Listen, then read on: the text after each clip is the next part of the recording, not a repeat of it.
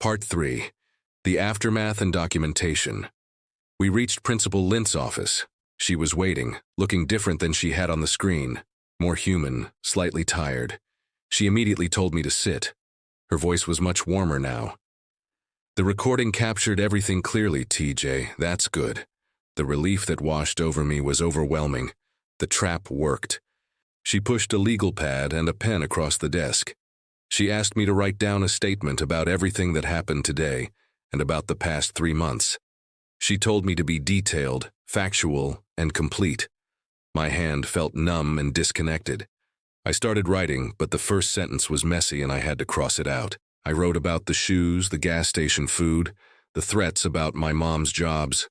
Then I went back detailing the constant microaggressions, the comments about affirmative action, the jokes about my grades.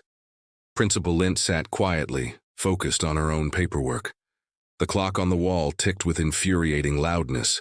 My hand started cramping after the second page, but I kept going. I wanted every single detail documented. I knew this moment mattered more than my temporary discomfort. The statement ended up being 4 pages long. When I finished, I put the pen down. Principal Lint looked up. "Do you want to call your mother?" Suddenly, my throat felt tight. I realized I needed to hear her voice more than anything. I dialed her cell with shaking fingers. She answered on the second ring, machines beeping loudly in the background. Her voice was instantly worried when she realized I was calling from the school. I told her everything, quickly and steadily. She was silent for a few seconds when I finished. Then she said she was proud of me. Her voice was shaking but steady. We agreed she'd come to the school after her shift ended. She told me she loved me before hanging up. I put the phone back down and wiped my eyes, refusing to let any tears fall. Principal Lint folded her hands. She explained that the district would assign an independent investigator. Ms. White was immediately removed from classroom duties, but the process would take time. She used the phrase proper procedures, making it clear this wouldn't be instantaneous. She said the investigator would likely interview me and other students. I needed to keep copies of any evidence. When I finally left her office to go to my next class, the hallway felt charged. Everyone knew. The air was buzzing with the news. Near the lockers, I heard 2 seniors talking. "A trap," one said. "Quota kid." My stomach dropped. I walked faster, eyes glued to the floor.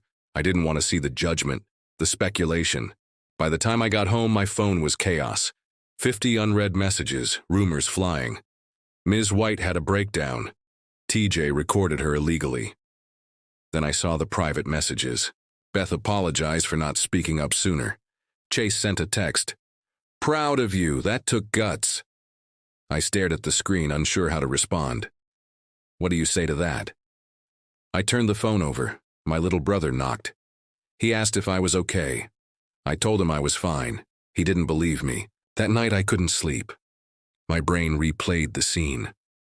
Was the Yale letter bait too manipulative? Did I set her up? A chilling thought hit me.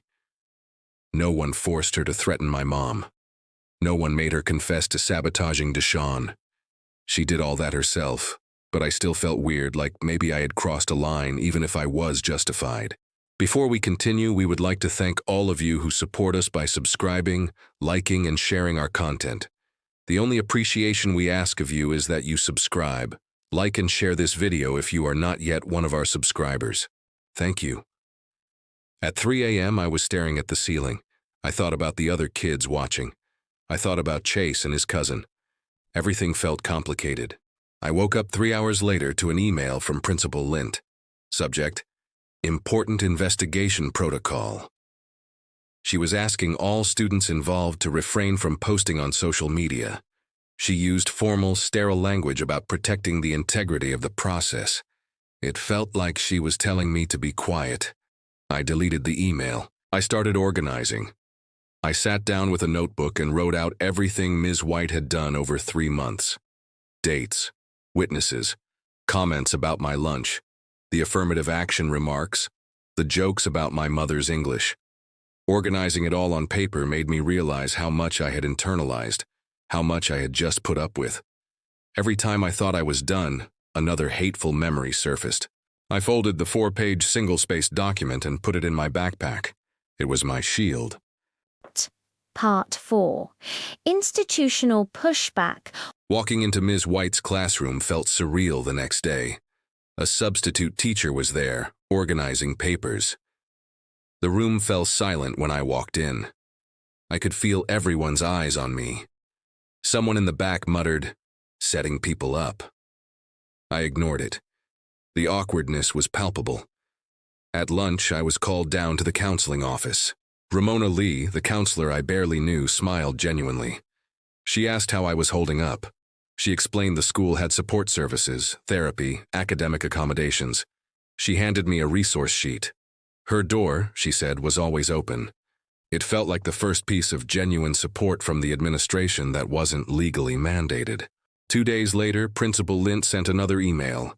The district had assigned an investigator, Crisabel Santiago. She would be scheduling interviews. This felt official, serious, and real. But the wheels of bureaucracy turned slowly. Chase approached me, looking stressed. He had heard from a teacher, a friend of his mom's, that Ms. White had hired a strong union representative. Her defense? Entrapment. The word made me sick. It implied I was the criminal. It flipped the narrative. I was the one who exposed racism, threats, and sabotage, yet I was now being framed as the manipulative aggressor. Chase told me not to worry, but he looked worried himself. The following Monday, my mom took the day off. We drove to the district office. Crisabel Santiago was professional, calm, and meticulous. She didn't make me feel judged. She asked specific, factual questions. What exactly did Ms. White say? When? Who was there? She asked why I placed the Yale letter on the desk. I explained it wasn't random malice. It was bait based on her consistent pattern of focusing on diversity quotas. I walked Crisabel through my entire 4-page timeline. My mom sat next to me, filling in details I'd forgotten. She mentioned my stress levels at home. Crisabel wrote everything down. The interview lasted almost an hour. That afternoon, I got a text from Ramona. She asked me to come by her office. When I showed up, she had printed out all my screenshots and my timeline. "We need to organize this, TJ," she said. "Make it look professional." We created a binder with tabs, comments on family, academic discrimination, threats. It felt empowering. She told me this was a real case with real evidence. I left her office feeling less like a victim and more like a strategist. Then came the punch. The next day, an email went out to all parents at 6 a.m. from the district. Subject: Update on ongoing personnel matter. It used careful language, independent investigation underway. But then, the killer line. Certain comments had been taken out of context. My stomach seized up. The district was spinning the narrative. They were protecting themselves. My carefully organized evidence suddenly felt irrelevant. I texted the screenshot to my mom. Her immediate reply: "This is exactly why we need to keep documenting everything." During second period, I was called down to Principal Lint's office. I walked in, my heart racing. She closed the door. "TJ," she began, her tone formal and guarded. "I want to talk about how we move forward." She apologized for nothing. Instead, she talked about the setup. She said the Yale letter was creating complications from a policy perspective. "Some people are questioning whether the evidence was obtained fairly," she said, using the union's language. "It might affect how the investigation proceeds." My face burned. I felt betrayed. She was scolding me for the exact plan we had made together. She kept talking about optics and procedures.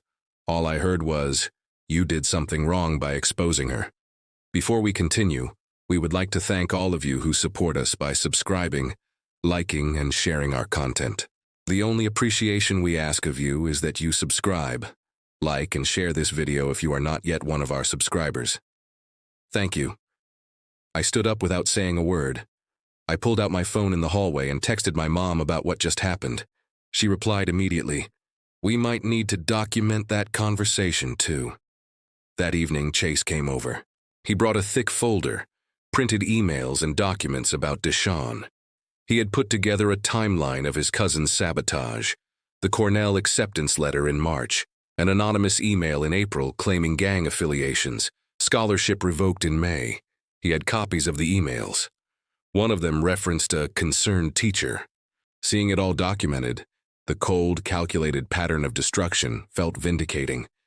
But it also terrified me. Ms. White had been doing this for years. "This is bigger than just me," I told my mom, showing her the photos. She nodded, her face grim.